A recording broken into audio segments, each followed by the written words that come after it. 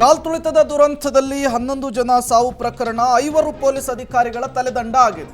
ಇದೀಗ 2 ಹಿರಿಯ IAS ಆಫೀಸರ್ಸ್ಗಳಿಗೆ ಕಂಟಕ ಶುರುವಾಗುತ್ತಾ ಅಂಥೇಳಿ 2 IAS ಅಧಿಕಾರಿಗಳಿಗೆ ಕಡ್ಡಾಯ ರಜೆಯ ಮೇರೆಗೆ ಕಳುಹಿಸಿಕೊಡುವುದಕ್ಕೆ ಸರ್ಕಾರ ಚಿಂತಿಸ್ತಾ ಇದೆಯಂತೆ.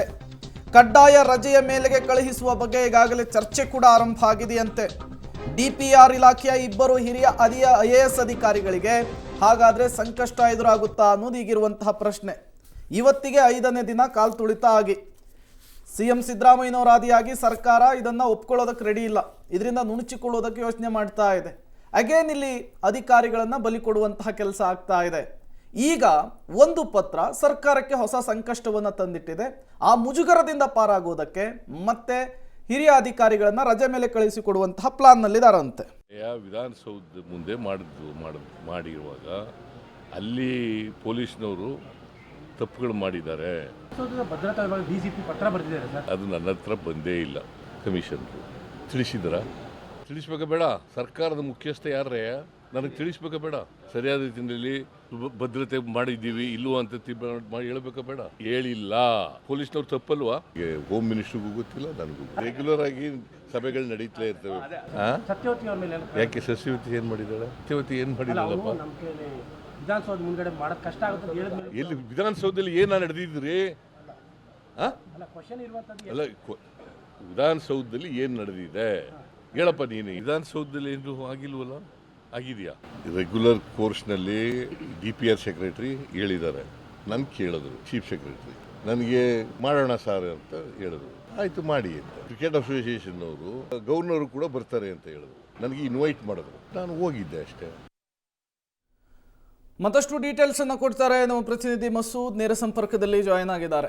ಮಸೂದ್, ನಿನ್ನೆ ಪಬ್ಲಿಕ್ ಟಿವಿಯಲ್ಲಿ ಪ್ರಸಾರವಾದಂತಹ ಒಂದೇ ಒಂದು ವರದಿ ಈಗ ಈ ದುರಂತದ ವಿಚಾರಕ್ಕೆ ಅತಿ ದೊಡ್ಡ ಟ್ವಿಸ್ಟ್ ಅನ್ನು ಕೊಟ್ಟಿರುವಂಥದ್ದು. DCP ಬರೆದಿರುವಂತಹ ಪತ್ರಕ್ಕೆ ನಿನ್ನೆ ಮೈಸೂರಿನಲ್ಲಿ CM ಸಿದ್ದರಾಮಯ್ಯನವರು ಕ್ಲಾರಿಫಿಕೇಶನ್ ಅನ್ನು ಕೊಡ್ತಾರೆ.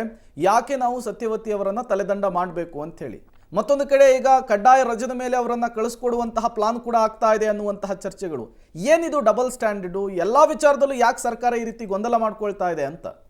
ಪ್ರೇಮ್, ಕಾಲ್ತುಳಿತ ದುರಂತ ಸಂಬಂಧಪಟ್ಟಂತೆ ಏನು ಪ್ರಕರಣ ನಡೆದಿದೆ ಅದರಲ್ಲಿ 7 ಜನರ ತಲೆದಂಡ ಈಗಾಗಲೇ ರಾಜ್ಯ ಸರ್ಕಾರ ಮಾಡಿದೆ. ಸಂಬಂಧಪಟ್ಟ ಅಧಿಕಾರಿಗಳ ಜೊತೆ ಚರ್ಚೆನೂ ಕೂಡ ಮಾಡಿದ್ದಾರೆ. ನಾವೆಲ್ಲ ಕ್ರಮ ತೆಗೆದುಕೊಂಡಿದ್ದೀವಿ, ಎಲ್ಲವೂ ಸರಿ ಹೋಯಿತು ಅನ್ನುವಂತಹ ಒಂದು ಮನೋಭಾವನೆಯಲ್ಲಿ ಮುಖ್ಯಮಂತ್ರಿಗಳು ಇದ್ದರು. ಆದರೆ ನಿನ್ನೆ ಪಬ್ಲಿಕ್ ಟಿವಿಯಲ್ಲಿ ಏನು ವಿಧಾನಸೌಧದ DCP ಕರಿಬಸನಗೌಡ ಅವರು ಬರೆದಿರುವಂತಹ ಪತ್ರ ರಿಲೀಸ್ ಆಯಿತು, ಆ ಸಂದರ್ಭದಲ್ಲಿ ಆ ನಂತರದಿಂದ ರಾಜ್ಯ ಸರ್ಕಾರದ ಮೇಲೆ ಒತ್ತಡ ಇನ್ನಷ್ಟು ಜಾಸ್ತಿ ಆಯಿತು.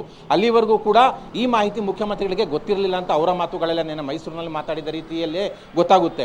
DCP ಅವರು ವಿಧಾನಸೌಧದಲ್ಲಿ ಏನು ವಿಜಯೋತ್ಸವ ಮಾಡಲಾಯಿತು ಅದಕ್ಕೆ ಸಂಬಂಧಪಟ್ಟಂತೆ ಭದ್ರತೆ ಕೊಡಲಿಕ್ಕಾಗಲ್ಲ, ಸಾಕಷ್ಟು ಸಮಯ ಬೇಕಾಗುತ್ತೆ, ಸಿಬ್ಬಂದಿ ಕೊರತೆ ಆಗುತ್ತೆ, ಜೊತೆಗೆ CCTVಗಳು ಕೂಡ ಇಲ್ಲ, ಅಭಿಮಾನಿಗಳು ಸಿಕ್ಕಾಪಟ್ಟೆ ಸಂಖ್ಯೆಯಲ್ಲಿ ಬರ್ತಾರೆ. ಇವೆಲ್ಲ ಸಮಸ್ಯೆಗಳನ್ನು ವಿವರವಾಗಿ DCP ಕಾರ್ಯದರ್ಶಿ ಸತ್ಯವತಿ ಅವರಿಗೆ ಏನು ಬರೆದಿದ್ರು ಆ ಮಾಹಿತಿ ಸತ್ಯವತಿ ಅವರು ಮುಖ್ಯಮಂತ್ರಿಗಳು ಕೊಡಲೇ ಇಲ್ಲ.